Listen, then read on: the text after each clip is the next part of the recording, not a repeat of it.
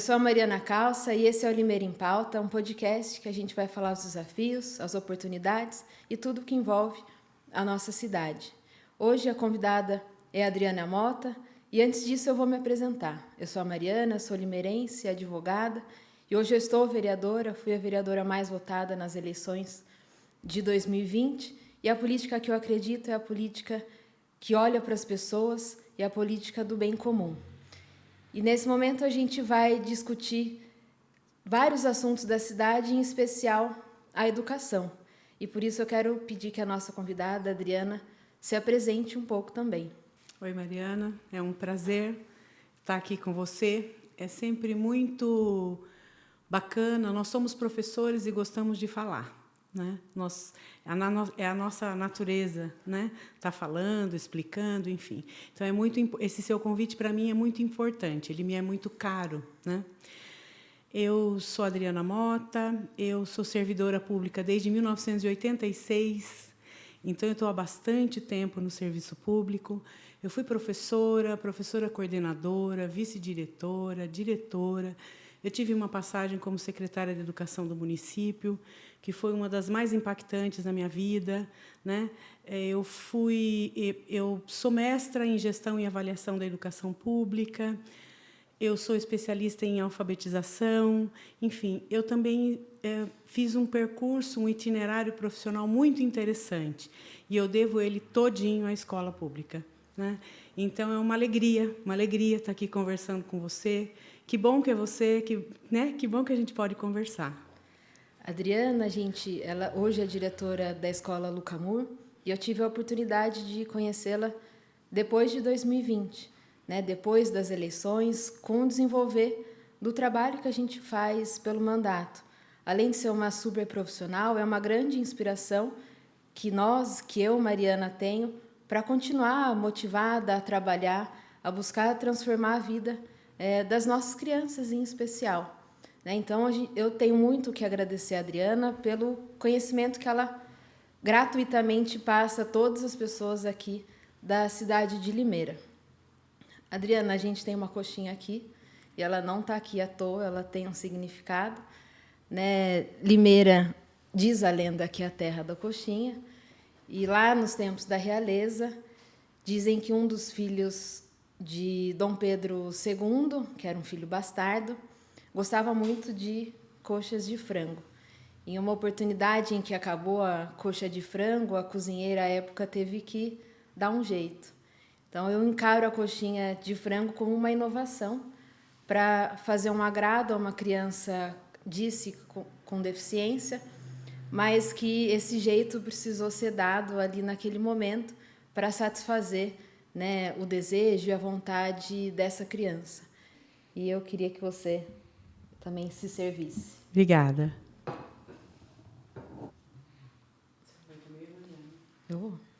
E eu vejo muito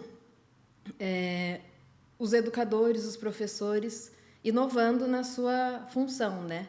A todo momento, eu percebo que vocês não conseguem ficar dentro da caixinha, que vocês precisam, estarem dispostos a trabalhar com crianças diferentes. Né? A gente não tem 25 mil crianças iguais na rede municipal, a gente tem 25 mil crianças em suas individualidades. E vocês, professores, acabam tendo essa função e essa missão de inovar o tempo todo para alcançar, inclusive, as expectativas, tanto das crianças quanto dos pais. E eu queria que você falasse um pouco como que é isso para vocês, né, dentro da atuação profissional. Você sabe que a palavra missão, ela reporta uma ideia de abnegação. E, na verdade, para mim, talvez, Mariana, o termo mais adequado fosse técnica mesmo, porque nós temos a obrigação de nos fazer entender. E nem sempre a gente consegue se fazer entender da mesma forma, né?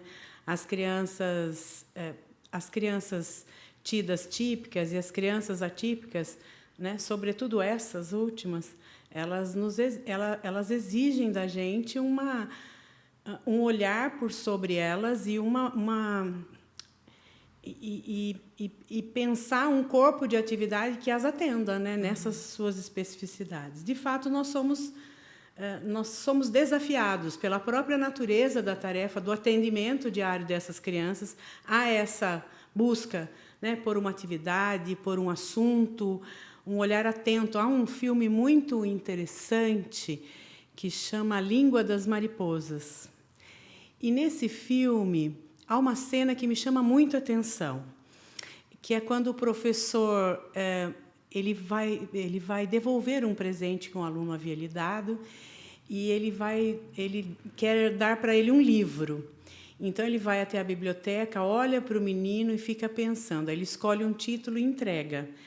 Depois, ele pensa bem em tudo que aquele menino tinha dito e no gosto pessoal dele. Então, ele vai até a estante e saca um livro de viagens, porque ele já... Então, eu acho que o nosso trabalho, se eu pudesse fazer uma analogia, eu diria que é isso. Nós estamos sempre olhando e tentando sacar a melhor estratégia, a melhor atividade, aquela que leva um aluno a sair de um lugar e chegar a outro, porque acho que essa é a nossa grande contribuição profissional, né? Sim. Adriana, a educação, desde lá de 2020, a gente trata ela como um dos pilares mais importantes do nosso mandato, né? E nesses 3 anos a gente fez bastante coisa pela educação. Eu acho que uma das principais ações que nós fizemos, que não foi por projeto de lei, mas foi um projeto do nosso mandato, é estar perto das escolas, né? Conhecendo todas as escolas, conhecendo as pessoas que trabalham nas escolas, desde os auxiliares, das monitoras, das merendeiras, a gestão escolar. E esse foi um trabalho muito impactante que o nosso mandato teve, né? Porque a gente realmente se colocou à disposição de todos esses profissionais, né? Colocamos os nossos ouvidos à disposição deles. Muitas vezes a gente não conseguia resolver pontualmente o problema, mas ouvi-los, na maioria das vezes, dava um conforto, né? Os profissionais sabem aonde eles podem contar. E, além disso, a gente protocolou alguns projetos de leis que se relacionam efetivamente com a educação ou não. Dentre eles, nós protocolamos uma alteração na política municipal de primeira infância, né? E o objetivo desse projeto de lei, quando a gente protocolou e já o aprovou, foi criar uma política pública que pudesse fazer com que as secretarias conversassem, que levasse em consideração, que levasse a criança... Aliás, o objetivo do projeto e da lei foi fazer com que a criança passasse a ser um sujeito de direito, né? Que o município olhasse para essa criança e desse oportunidades a ela, seja pela saúde, seja pela educação, seja na assistência social, seja até na Secretaria de Obras, quando a gente tem um espaço lúdico para que essa criança possa brincar, por exemplo, e brincar é uma parte importante da primeira infância, a gente vê o quanto isso está dentro de uma prefeitura e quanto isso é importante, né? A criança é uma peça fundamental em todas as cidades. E do 0 aos 6 anos, a gente sabe o quanto essa criança se desenvolve, a importância de ter um acompanhamento próximo, a importância da educação, né, no desenvolvimento dessa criança. E eu queria que você falasse um pouquinho para a gente sobre esse trabalho da educação na primeira infância, né, o trabalho das creches, a importância, de repente, de uma escola em tempo integral em alguns lugares, né? A Adriana, que trabalha na maior escola da cidade de Limeira, que é o Lucamur, em período integral. Então, eu queria que você nos desse esse panorama da importância de olhar para a primeira infância como uma prioridade. Sabe, Mariana, essa pergunta ela é um presente, na verdade, que você me dá, né? Porque a gente precisa começar a militar mesmo, militar muito fortemente, no sentido de que a creche não seja só um espaço de cuidar, porque senão a gente não enfrenta essa crise de aprendizagem que o país tem, né? A primeira infância, de fato, é um espaço, é um período muito importante na vida de uma criança e, em geral, né, ela passa pela escola, né? A gente não pode perder de vista de que um bebê numa creche é um estudante. né? Porque, desde a Constituição de 88, a creche não é proteção social básica. Foi por isso que ela sai do CEPROSOM, por exemplo, em Limeira, e migra para a Secretaria da Educação. Eu sei que existe uma expectativa por cuidar, e nós somos afeitos ao cuidar também. Nós temos a merenda, nós temos uma formação, nós sabemos do desenvolvimento humano. Eu não estou me furtando, né? Eu acho que nenhum de nós, nenhum profissional se furtaria à tarefa do cuidar. Mas eu penso que tanto os pais como a sociedade em geral, ela tem que ter uma expectativa do educar na educação infantil, né? O menino tem que sair alfabetizado da pré-escola, senão nós não chegamos, né? Se a gente pensar que uma avaliação do Enem é o mínimo que um estudante de ensino médio deveria saber numa prova calibrada internacionalmente, então você começa a perceber que você precisa fazer o ensino fundamental mais robusto do ponto de vista da aprendizagem. E a educação infantil, então, ganha um contorno gigante, né? Porque é ali que as janelas todas estão abertas. Então, assim, para nós é muito importante que os pais e mães esperem da escola um menino alfabetizado, primeiro, do que um menino bem alimentado e cuidado. Primeiro, a sociedade precisa esperar da escola que o menino saiba, tenha noções de pré-numéricas, que ele esteja bem adiantado no processo de alfabetização ao sair da educação infantil. Isso vai garantir a ele um ensino fundamental bem-sucedido, né? E isso é importante para todos nós. Quando a gente fala de primeira infância, das creches, da educação infantil em especial, que é da nossa competência, a gente também precisa lembrar da importância da sociedade civil e dos pais, do envolvimento deles no desenvolvimento dessas crianças, né? E de também pensar em políticas públicas que os envolvam. Porque a gente coloca as crianças num lugar que é dentro da escola, mas esquece da importância desse envolvimento, né? Se eles não tiverem a oportunidade de se desenvolver também aonde eles moram, né, nos territórios, nos espaços que as crianças estão, é muito difícil que essa criança consiga, lá na frente, ter um super desenvolvimento. Eu acho que é um coletivo, né, que precisa, aí, nesse momento, se ajudar. A escola tem um papel educacional, e que é o fundamental aí quando a gente fala de criança, mas é importante que as pessoas estejam envolvidas nisso. E aí eu quero que você fale um pouco para a gente, Adriana, desse envolvimento, tanto da sociedade, e aí eu falo da família dessas crianças, como de políticas públicas que realmente possam, de repente, efetivar esses direitos das crianças, por exemplo, o direito à educação, né? Na verdade, Mariana, eu fico pensando assim, vamos falar primeiro da sociedade civil. Uhum. Eu acho que nós precisamos refletir acerca do impacto de uma educação bem-sucedida num país, numa cidade, num estado. Existe uma relação direta entre educação e segurança pública, entre educação e qualidade de vida, entre educação enfim, entre educação e saúde, né? Então, a gente tem, às vezes, o discurso de que a educação é importante, de que ela é super... Que é transformadora. Ela é transformadora, né? Mas a gente nem sempre faz essa relação. Uhum. E é muito importante que a escola pública seja de boa qualidade, porque ela também é o parâmetro para a escola de iniciativa privada. Uhum. Então, se a escola pública vai mal e a escola de iniciativa privada é um pouco melhor do que a pública, ela não vai bem também. Então, um país, um município como Limeira, nós precisamos pensar na qualidade da aprendizagem e na qualidade da educação, porque ela é o parâmetro para tudo, né? Ela é o parâmetro para todas as outras. Ela cria um espectro, né, de coisas boas, né? Uma educação bem-sucedida em larga escala no município melhora a segurança, diminui o serviço de saúde, aumenta. Ela é muito importante nesse sentido. Agora, quando a gente fala do envolvimento da família, a gente, às vezes, nós temos...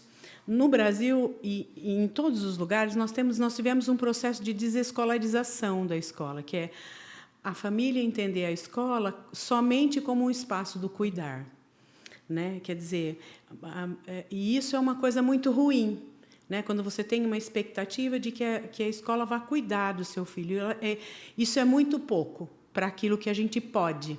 O assunto da escola é a ciência, é a matemática, é a língua portuguesa. Esse é o assunto principal da escola. Então, nós precisamos do envolvimento da família, na verdade, nos auxiliando como parceiros. As crianças precisam estar afeitos às coisas da escola. A escola é um espaço de regras, por exemplo. Sem essas condições mínimas, nós temos mais dificuldade com o ensino. Então, nós precisamos, de fato, ficar próximos. Então, às vezes, a família tem uma expectativa em relação à escola e a escola tem uma expectativa diferente em relação à família. Agora, você fala de um jeito, Mariana, dos coletivos, dos territórios, e a própria ciência ela tem dito o seguinte: nós não temos mais um modelo de meninos e meninas, e nem de professores e profissionais que respeitam a regra muito hierarquicamente e linearmente, como nós tínhamos antigamente. O que a ciência diz? Que o menino precisa entender a regra e que essa relação precisa ser mais dialógica. Uhum. Então, a escola também precisa se abrir para essa conversa, assim como a família também precisa se sentir à vontade e precisa fazer um controle social por sobre a escola, né? Nós temos esse desafio, que é nos relacionar melhor com as famílias, né? E dar esses espaços para que ela possa dizer o que ela quer, né? Para que ela possa estabelecer um controle e dizer: olha, tem pouca lição, meu menino ainda não sabe horas. Quer dizer, ela está dizendo um assunto que se relaciona com o currículo. Uhum. E isso é uma coisa importante para nós. Porque a participação dos pais nas reuniões ela é muito importante. A participação dos pais nas festividades da escola é muito importante. Mas o pai perguntar para uma criança o que ele aprendeu hoje e olhar e ouvir essa resposta. Porque uma coisa eu estou fazendo, outra coisa assim, o que você fez hoje? Outra coisa é dizer: conta para mim uma coisa que você aprendeu hoje. Sim. Isso é muito importante, porque ele para e obriga o menino a refazer, né, num processo de metacognição. O que é que foi que ele aprendeu? O que ficou daquilo? É muito importante. É uma participação, eu diria, simples e das mais significativas que um pai pode fazer para uma criança. É perguntar: o que você aprendeu hoje? Que assunto você está aprendendo? Relacionar com alguma coisa que ele também aprendeu na escola, né? Sim. Isso é uma coisa importante. Quando eu falo de território, nessas visitas que a gente fez e que, por consequência, acabei conhecendo a cidade inteira, porque a gente tem 80 escolas, pelo menos 80 escolas aqui na cidade, a gente percebeu a diferença, né, não de qualidade, mas eu digo de característica das escolas, né? Uma escola no Jardim do Lago é diferente de uma escola na Boa Vista, que é diferente da escola do centro. Cada território tem realmente a sua peculiaridade. E a gente precisa olhar para isso quando nós trabalhamos com política pública, em como lidar com isso, né? Porque se a gente também passar a olhar todas essas escolas do mesmo nível, a gente não vai chegar em lugar nenhum. E a criança que ocupa esses espaços, que pode ser daquele território ou não, ela também está vulnerável à política pública que a gente trabalha, né? Esse investimento que a gente faz. E uma outra coisa que já está super comprovado em relação ao investimento em primeira infância, né? Quando a gente investe na primeira infância, quando a gente investe nessas crianças, e aí na primeiríssima infância em especial, né, do 0 aos 3 anos, a gente está investindo no desenvolvimento humano, né, no cidadão do futuro. Mas é muito difícil que um político olhe para isso e queira fazer esse investimento, porque a gente não colhe agora, né? Investimento a longo prazo, a 10, 15 anos, a gente vai ver o resultado do que nós fizemos hoje. Então, a partir do ano que vem a gente vai pensar em alguma política pública efetiva para a cidade, não vai ser dentro de uma mesma gestão que a gente vai colher isso. Então, esse é a vulnerabilidade que o político fica, né? Que nós estamos aqui, estamos sujeitos à pessoa que está com essa rédea, que está olhando para onde vai se fazer o investimento. Vai investir em obras, vai investir em meio ambiente, vai investir, enfim, em N oportunidades. Apesar do orçamento nos ser muito convidativo, as escolhas de prioridade também passam pela mão do gestor. Isso é muito, acho que vale muito uma reflexão das pessoas que a gente olha, né, nesses espaços de tomada de decisão. E aí a importância de pensar também na representatividade, né, de pensar em pessoas que estão olhando na primeira infância, que estão olhando na educação, enfim, com olhar político, mas também técnico, né, que saiba escutar as demandas, seja da comunidade escolar, seja dos pais, seja das próprias crianças. Por que não fazer uma oitiva dessas crianças? Eu acho que elas têm muito mais do que nos ensinar, e isso é muito curioso. Algumas cidades já têm feito, né? Fazem conselho com as próprias crianças, e as crianças, enfim, fazem as demandas delas. A cidade de Sorocaba é um exemplo disso, de Jundiaí também faz uma conversa, uma escutativa com essas crianças, e é bem legal, né? Ver o que elas esperam de nós políticos. E é uma perspectiva que ninguém pensa, né? Mas, enfim. Adriana, sobre o envolvimento da sociedade, né? A gente conseguiu fazer uma parceria bem legal com o CR, com o Centro de Reabilitação aqui em Limeira, para a revitalização de uma das nossas unidades escolares, que foi a Escola Valdemar Lucato. E esse foi um projeto que a gente leva no gabinete com muito orgulho, que teve uma parceria enorme, né, da gestão da escola, e a gente também percebeu o quanto é importante essas relações, né? É importante a relação com a família, é importante a relação com diversos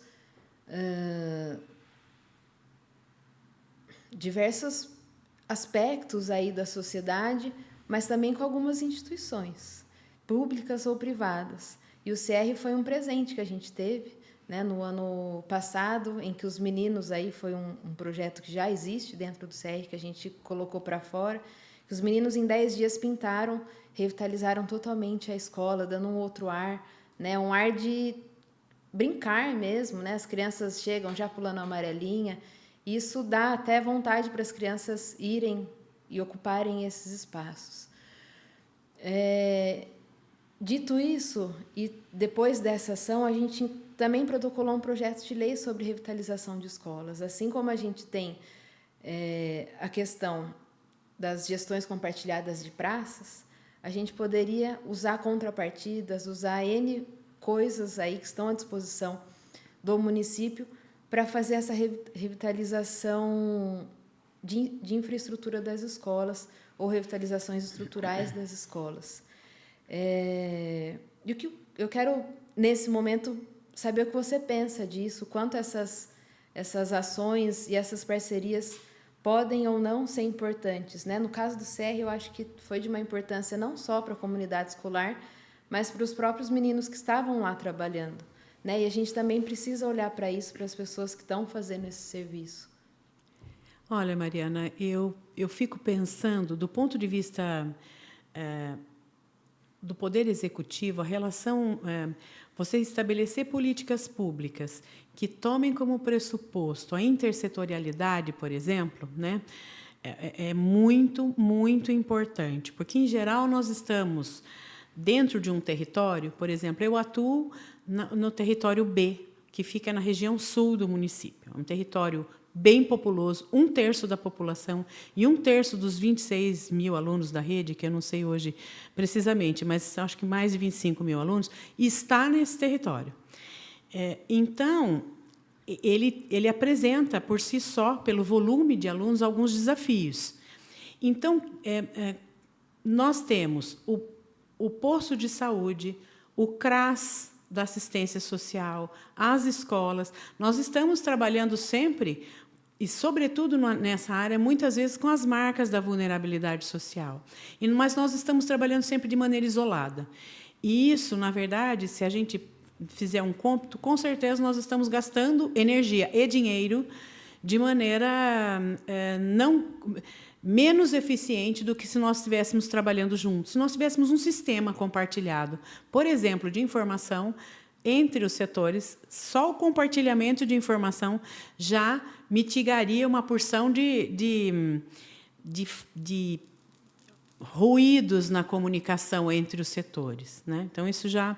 Agora, quando a gente fala de uma parceria interinstitucional, que é a com o CR, que é quando a gente estabelece parcerias com universidades públicas, por exemplo, eu acho sempre muito importante que a sociedade civil se aproxime da escola. Nós temos um trabalho ecumênico que trabalha com valores, né? Trabalha com resiliência, com amor, é um trabalho realizado por pessoas de diferentes religiões. Mas e como elas não discutem uma confissão de fé, elas discutem valores universais. Hoje mesmo veio até a minha sala uma das voluntárias. E eu perguntei como é que estão os alunos, como eles têm te recebido. Ela disse, eles são muito educados. Eu não supus que eles fossem tão educados, né? E isso ou seja, quando a sociedade civil assim como você diz, os meninos do CR se aproximaram e foi importante para eles, para nós também é muito importante quando você tem um voluntário, quando você tem uma instituição desenvolvendo um projeto dentro da escola, porque possibilita ela também observar que há muitas coisas bacanas acontecendo dentro das escolas, né? Agora, quando você fala da sua proximidade, eu acho que ela ficou muito clara, né, Mariana? A quantidade de vezes, por exemplo, que você esteve na nossa escola, foram inúmeras vezes que você esteve lá, né? E isso é muito importante, porque você muitas vezes presenciou, não só no Lucamur, mas em outras escolas, os desafios do cotidiano, né? E isso a palavra é essa, isso é confortável para quem está dentro. Dá uma sensação de conforto, de que nós mesmos fizemos uma porção de demandas, não necessariamente, às vezes, da educação, mas da obras, do esporte, de outras secretarias, da mobilidade urbana, enfim. Então, o ente político ele é afeito a esse trabalho de articulação entre, né? Nós não temos esse contato com todas as secretarias. Os vereadores têm, os políticos têm. Então, para nós, no Luca, foi uma experiência muito interessante, né? Você lá perto da gente, olhando para as crianças, enfim, participando das feiras, conversando com os professores, das nossas tertúlias literárias, né? Muito legal isso, viu, Mariana? E é legal também que a gente possa fazer outras conexões, né? Dentro da educação, a gente tem algumas escolas que têm parceria com a Unicamp, que tem as aulas de robóticas com o pessoal da Unicamp, tem os Engenheiros Sem Fronteiras, que de repente está fazendo um projeto no Lucamur, está fazendo no Valdemar, está fazendo no Raquel Franceschi. Enfim, são várias escolas que acabam se beneficiando por essa conexão que nós ou proporcionamos, ou, enfim, dá um despertar, né, no gestor de que existe alguma outra possibilidade. Às vezes tem uma dificuldade dentro da secretaria, dentro da prefeitura, mas que a própria sociedade civil está a fim de resolver. Né? Os meninos dos Engenheiros Sem Fronteiras aí têm feito um trabalho muito legal em várias escolas da cidade, e eles estão super disponíveis. Então, é importante a gente ter esse olhar para fora, né? Ter esse olhar para quem quer nos ajudar e fazer essas conexões. Né? E a gente só vai saber o que precisa se a gente estiver lá. Isso é uma coisa que eu entendi. Não adianta eu ligar e perguntar. Muitas vezes eu preciso pegar o carro e me dispor a estar lá e escutar e entender quais são as situações. Porque as situações da educação, elas são algumas vezes engraçadas, outras vezes desafiantes, né? Porque a gente tem que lidar com tudo e com todos ao mesmo tempo. Então, tem sido uma experiência bem legal e bem, enfim, que tem me feito crescer muito. Eu queria retomar uma fala sua, quando você fala do período integral, por exemplo, em algumas escolas. Na verdade, a Lei de Diretrizes e Bases, a última dela, de 9394 de 96, lá nas disposições transitórias, ela fala do aumento progressivo das escolas em tempo integral. Depois, a gente teve o Plano Nacional de Educação, enfim, o município, o país tem metas. Eu penso que o ensino integral, ele não há nenhum país sério do mundo que a criança fique menos de 7 horas na escola. Né? A gente precisa de tempo. A gente precisa de tempo. No país e no município, nós precisamos vencer essa ideia de que o menino sofre ficando na escola por mais tempo. Porque como você tinha uma ideia da creche de cuidar, então havia também um certo preconceito. Eu não preciso colocar o meu menino na creche porque eu posso cuidar. Mas quando ela passa do eixo do cuidar para o educar, você tem um professor com o bebê, porque você não tem um monitor. A legislação, nós estamos progressivamente, esses espaços estão sendo ocupados por professores. Por quê? Porque é o professor que sabe do desenvolvimento. Ele vai dizer, esse menino já deveria estar rolando e não está. Esse menino já deveria erguer a cabeça. Esse menino já deveria estar balbuciando e ainda não está. Para começar do bebê, para não falar todas as outras coisas. Por isso, quando eu falo, a ideia da gente pensar que o bebê é um estudante, ela parece meio estranha. Ela soa estranha aos nossos ouvidos. É isso, né? mas é isso que ele é. Porque eu não tenho... nós temos uma expectativa... É claro que eu vou cuidar do bebê, porque eu não posso pensar que um bebê vai sentar numa carteira e escrever, não é? Mas a ideia de que eu não estou fazendo proteção social é importante, é muito importante, porque é esta ideia que vai tirar a gente de um lugar e levar a gente para um outro lugar, como país, como cidade, como Estado e como nação, né? Então a ideia do período integral, ela tem que ser, nós temos que pensar nessa possibilidade como um desafio, como um desafio de todas as escolas, né? E a gente tem essa possibilidade, porque nós começamos um decréscimo da população, então o prognóstico é bom, nós vamos ter espaços, né? E eu, Adriana Mota, particularmente, acredito no modelo que a cidade seja o território educativo, que nós possamos, nesse período integral, que outros atores da sociedade possam nos ajudar. Então, não me interessa que alguém venha fazer um trabalho na escola, interessa que nós consigamos ir até ao cinema, que nós consigamos ir até o teatro, fazer uma visita técnica ao teatro. E o próprio técnico disse, essa é a rotunda, esse é o palco, esse é o espaço cênico, essa é a iluminação. Ou seja, você vai formando público também. Não, o professor não precisa... Outros atores sociais nos ajudam a fazer aquilo que a Constituição preconiza, que a educação... Sim. É dever do Estado, da sociedade, né? Ou seja... e oportunizar para essas crianças essas experiências, né? Que muitas vezes elas não vão ter em casa. E não é só de uma mãe menos abastada. Nós estamos trabalhando muito. Nós temos tido um ritmo muito acelerado. E, muitas vezes, é na própria escola que esse menino... aprende a conviver, aprende com os diferentes, que nós somos pessoas de diferentes cores, com diferentes valores, de diferentes origens. É lá, e se um indivíduo não aprende essas diferenças, ele tem dificuldade, por exemplo, de conviver, de liderar. Né? Nós temos que ter essa preocupação também com formação de lideranças, né, Mariana? Sim, exato. Então, se o menino não consegue conviver com o diferente, ele lidera como? Né? Eu acho bem importante esse trabalho que a Escola Lucamur, por exemplo, faz, né? Que é dar oportunidade para as crianças e para os professores. Eu acredito que não só as crianças não têm oportunidade de estar em alguns lugares, mas alguns professores também nunca tiveram. E a escola acaba oportunizando isso a essas pessoas, né? No quesito conhecimento, no quesito convivência. E quando a gente pensa também em escola, em período integral, como ocupação de cidade, que é importante a gente ocupar os espaços da cidade, a gente também precisa pensar em como a gente vai oferecer tudo isso a essas pessoas, né? A gente precisa pensar no sistema de mobilidade aí para a educação, a gente precisa pensar na necessidade de formação e de contratação de profissionais que deem conta disso, né? Então, quando eu penso que uma criança que estuda lá no Luca tem aula de circo, por exemplo, é uma coisa surreal, né? E não é a realidade de algumas escolas privadas, por exemplo, mas é a realidade de uma criança que estuda no Jardim Aeroporto, aqui da cidade de Limeira.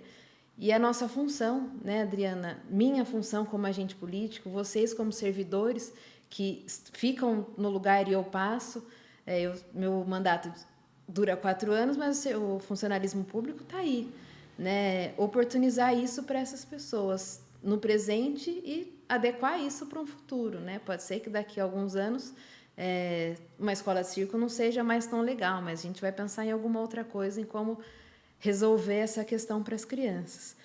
E falando um pouco sobre oportunidades, eu queria que você me falasse sobre os desafios da educação de hoje, não só da educação da cidade de Limeira, mas da educação no modo geral, né? O que você pensa, o que você tem em mente sobre isso? No Brasil, nós temos desafios ainda muito rudimentares, né, Mariana? Algumas nações já venceram algumas coisas que a gente ainda não venceu. Por exemplo, nós temos um desafio no ensino médio, né? E eu faço parte de um grupo de pessoas que compactua com um grupo de pensadores que pensa, por exemplo, o desafio do ensino médio é o menino. O menino ele está mais autônomo, ele pode decidir se ele vai ou não para a escola, porque ele já é adolescente, né? Mas o grande desafio do ensino médio no Brasil, ele está colocado porque o menino ele tem um problema na aprendizagem do ensino fundamental.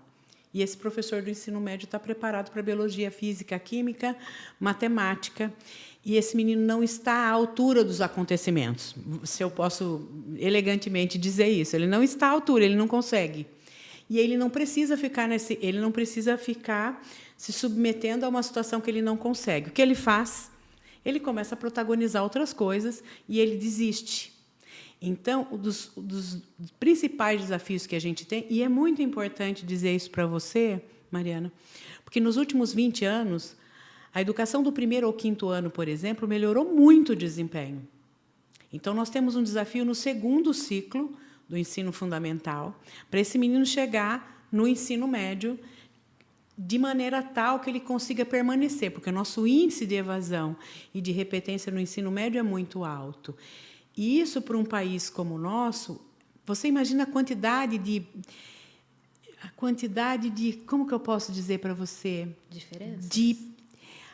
Os potenciais que você perde nesse percurso. São pessoas que poderiam muito e que, nesse percurso, ficam perdidas. Então, para pensar do ponto de vista da produtividade, então, que nós, educadores, gostamos de pensar na relação de educação e qualidade de vida. Mas, se a gente pensar na preparação para o trabalho, por exemplo, você imagina quanto que a gente não perde nesse percurso à medida que o menino não fica no ensino médio, não conclui. E, assim, as pessoas não gostam muito que a gente diga isso, mas os estudos mostram, Mariana, que a gente consegue mudar a vida de uma sociedade, de uma população, de um território, à medida que a maioria das pessoas conseguem concluir o ensino médio. Então, a família que consegue que muitos consigam concluir o ensino médio muda a geração futura, o status quo da geração futura. Então, se eu não estou conseguindo concluir o ensino médio, eu estou fadando a esse círculo vicioso, porque existe no país uma relação entre escolaridade e renda, que não é, em outros países talvez isso não seja tão marcante, mas aqui no país é, né?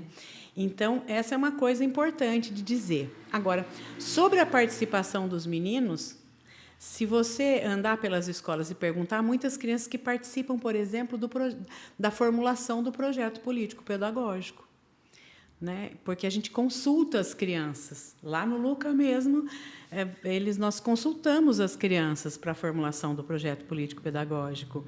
Eles dizem coisas incríveis, né? Eles dizem coisas incríveis. Inclusive, uma das coisas que nos diz que nós estamos no caminho, porque a coisa na escola é tão desafiadora, Mariana, que muitas vezes, e o cotidiano ele é tão avassalador, porque você faz um atendimento de mais de 8 horas por 5 dias. Eu nunca fiquei tanto tempo com os meus filhos, a gente não fica com a família da gente mais de 8 horas durante 5 ou 6 dias por semana, que algumas vezes você tem atividades no sábado, enfim. Então, é muito intenso, nós ficamos por muito tempo, né? E o que acontece no Luca?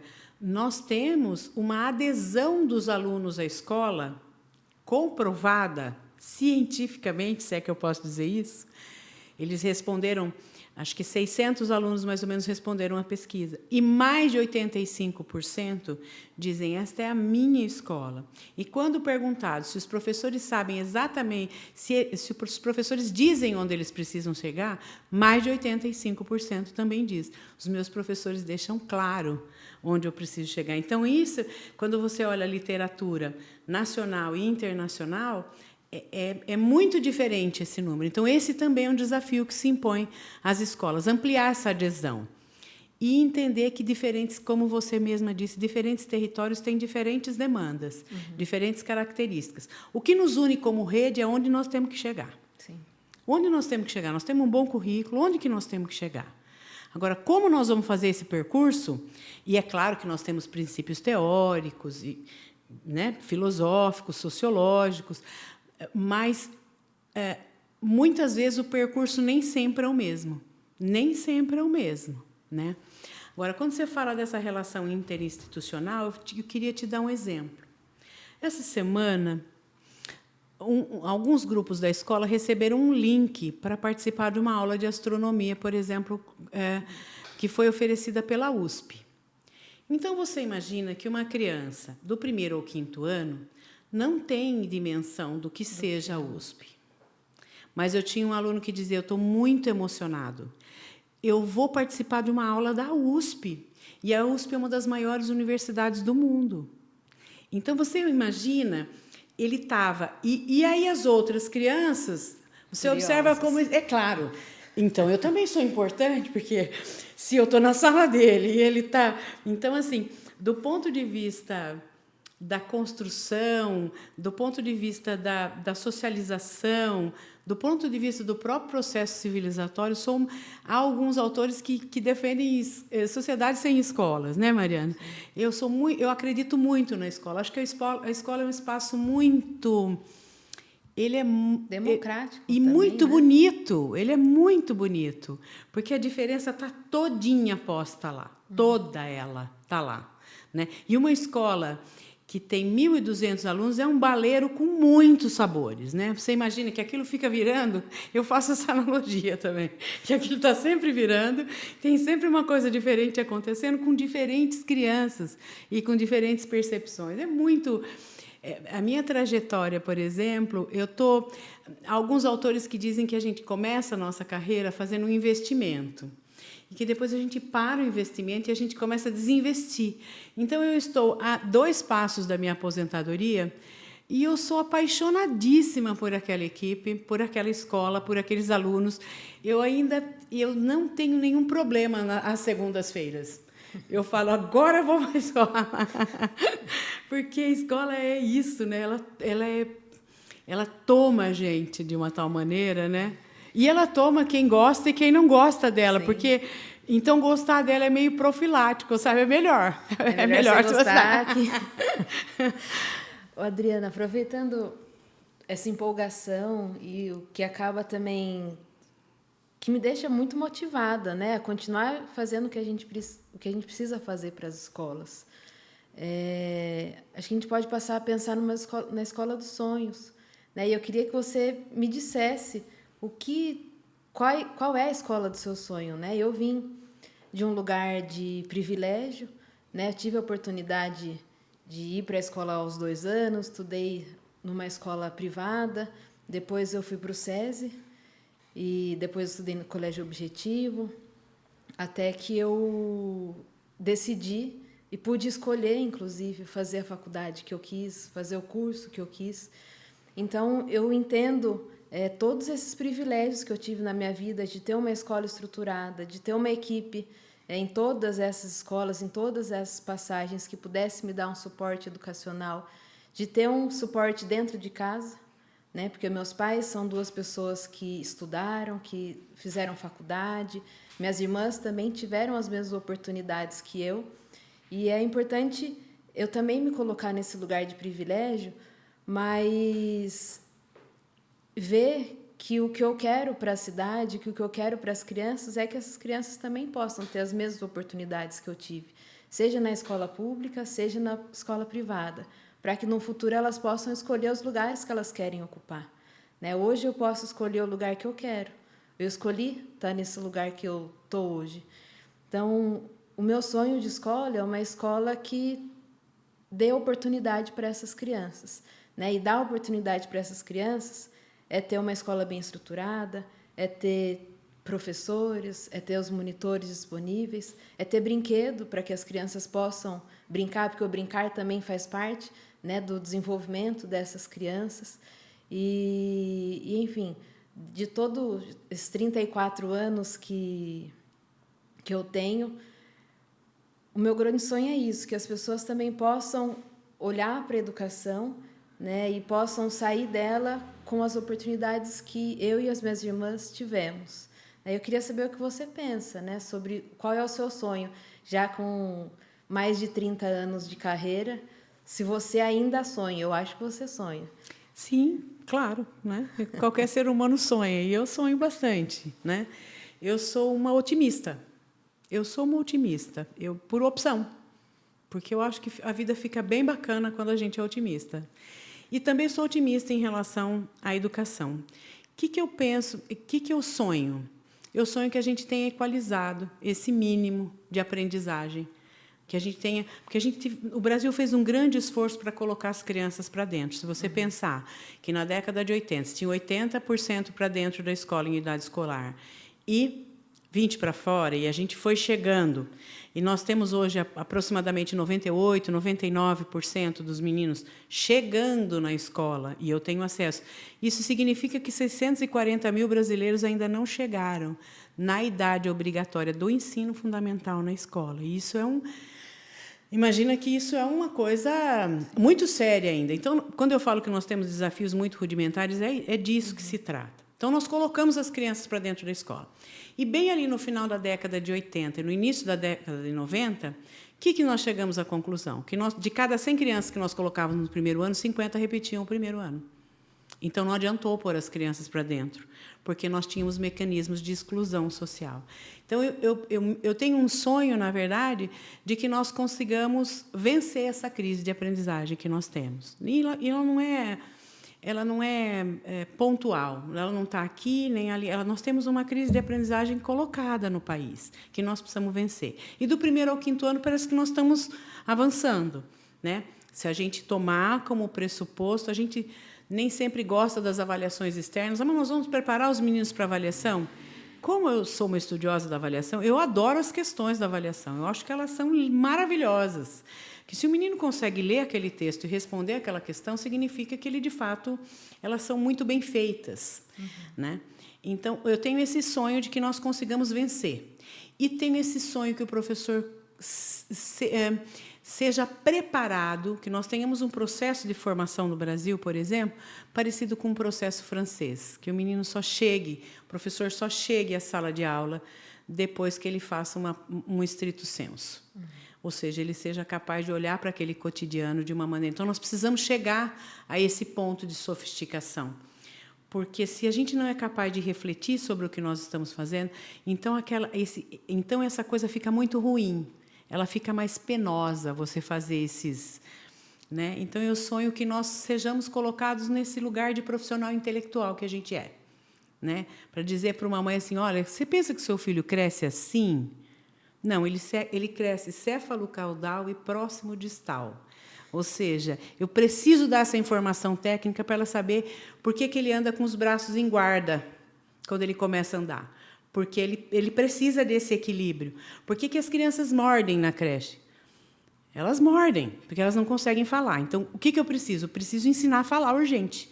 Porque ele não consegue dizer, você pegou minha lancheira, pegou meu lanche, ele não sabe falar tudo isso. Ele faz o quê? Morde. E ele morde sem parar. E todo mundo fica louco. Então, este lugar do profissional intelectual, ele é um lugar muito bacana. Isso faz o percurso profissional do próprio profissional e do aluno ser muito mais prazeroso. Você vai ter um indivíduo curioso, querendo, né? É isso. Legal. Gente, indo para o final, é importante que todos esses assuntos que a gente tratou nesse episódio com a Adriana, falando sobre educação, falando sobre sonhos, falando sobre os desafios da educação, né? Nós temos tentado o tempo todo colaborar um pouco, né, da maneira que o legislativo é possibilitado a fazer. Eu fico muito feliz de conseguir, aí nesses 3 anos e meio, dar conta do que a gente se propôs a fazer, né, em 2020 e até um pouco mais, né? As conexões que a gente criou, as oportunidades que a gente também acabou oferecendo para não só para a educação, mas para a cidade como um todo, né? Quando a gente pensa nas nossas crianças, quando a gente pensa nos educadores, e é importante a gente pensar na importância do agente político nesses momentos, né? A gente não consegue pensar na evolução de uma sociedade, de uma cidade, sem pensar nesses atores que estão lá nos representando. Então, eu quero agradecer mais uma vez a vinda da Adriana, né, nesse podcast, que é uma sumidade no quesito educação aqui na nossa cidade, uma pessoa inspiradora, super querida, e que a gente possa conversar, né, ter outras oportunidades de conversa com a nossa rede e pensar em possibilidades, oportunidades, nos desafios e como encará-los, né? Acho que a gente tem muito o que fazer, né? O legislativo tem muito o que fazer, o executivo tem muito o que fazer, e a gente não pode, em nenhum momento, esquecer do que foi feito, esquecer do que nós fizemos e perder a esperança, né? Não só na rede que a gente tem, que é uma rede ótima de profissionais exemplares aí, mas também nas nossas crianças, que elas também nos oportunizam sensações e conhecimento que não vem de qualquer lugar. Então, Adriana, mais uma vez, obrigada por estar aqui e obrigada por nos ensinar tanto, né? A gente ainda tem uma caminhada aí para chegar onde a Adriana chegou. Na verdade, não é isso, né, Mariana? Eu sou mais velha, olho para isso com um pouco mais de seriedade do que você. Seriedade, quando eu estou dizendo, eu não estou dizendo que você não é séria. Você tem um olhar mais fluido, mais leve. Você fala do brincar. Eu tenho uma preocupação e uma urgência da aprendizagem, né? Então, são diferentes olhares. Mas se eu posso repetir o que eu já disse num dos vídeos sobre você, Mariana, eu acho que você é tão republicana, né? Na acepção mais pura do termo. E isso é muito, muito bacana. Muito bacana. É muito difícil encontrar republicanos. Eu não quero nem aqui fazer a apologia a democratas e republicanos, né, a partidos políticos, não é isso. Eu quero dizer republicano daquilo que é o bem comum, dessa preocupação pública, né, que nós temos que ter, né? Você parece ter esse perfil e faz uma escuta ativa, faz uma escuta curiosa, faz uma escuta investigativa. E eu acho você uma pessoa confortável, né? E é muito, muito bacana ter te conhecido. Gente, obrigada a todo mundo que nos acompanhou nesse episódio sobre educação e não percam os próximos episódios do Limeira em Pauta.